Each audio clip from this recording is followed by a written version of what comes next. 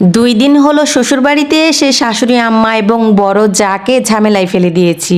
আর এ বাড়িতে আসলে আমার প্রথম কাজ হচ্ছে বড় ননদকে ফোন করে বলা যে আমি চলে এসেছি, এবার তুইও জলদি রেডি হয়ে সব কিছু গুছিয়ে চলে আয়। গত 2 দিনে সবাই আমাদেরকে নিয়েই ব্যস্ত হয়ে পড়েছিল, এটা সেটা কি তৈরি করে খাওয়াবে ওটা নিয়েও নানান আয়োজন চলছিল।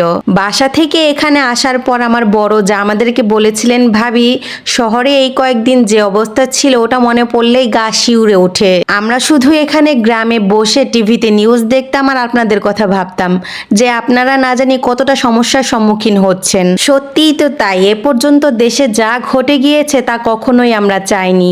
তবে এখন যেহেতু আপনারা সবাই বাড়িতে চলে এসেছেন, কয়েকদিন এখানেই থাকবেন। আপনারা আসাতে আমরা অনেকটা নিশ্চিন্ত হয়েছি। এখন যা যা খেতে ইচ্ছে করছে আমাকে বলবেন, আমি তা রেঁধে বেড়ে খাওয়াবো।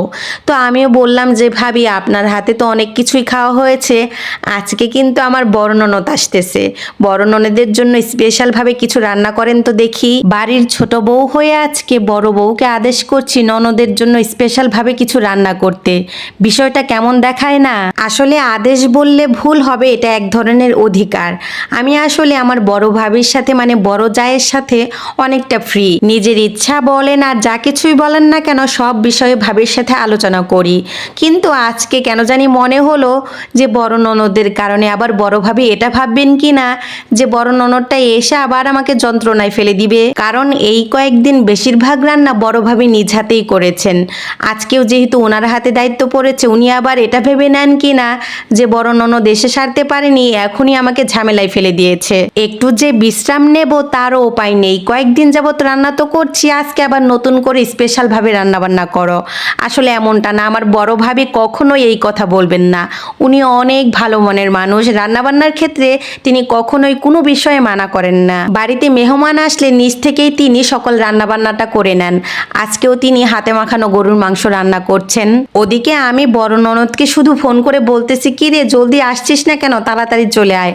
আজকে কিন্তু বাড়িতে স্পেশালভাবে গরুর মাংস রান্না করা হচ্ছে, সাথে চিতই পিঠা আর আমার মোস্ট ফেভারিট মিষ্টি কুমড়ার ঝোল, সাথে কিন্তু তেলে ভাজা মিষ্টি পিঠাও আছে। মাটির চুলায় হাতে মাখিয়ে গরুর মাংসের ঝোলের তরকারিটা সবাই খেতে ভীষণ পছন্দ করে।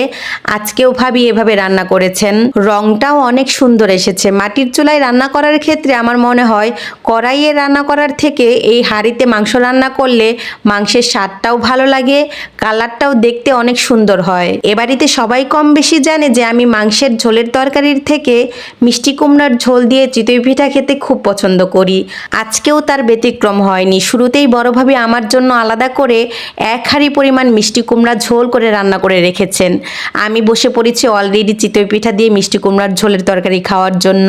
লোক লজ্জার কারণে বলতেও পারি না যে চিতই পিঠা দিয়ে মিষ্টি কুমড়ার তরকারি আমার অনেক বেশি পছন্দের।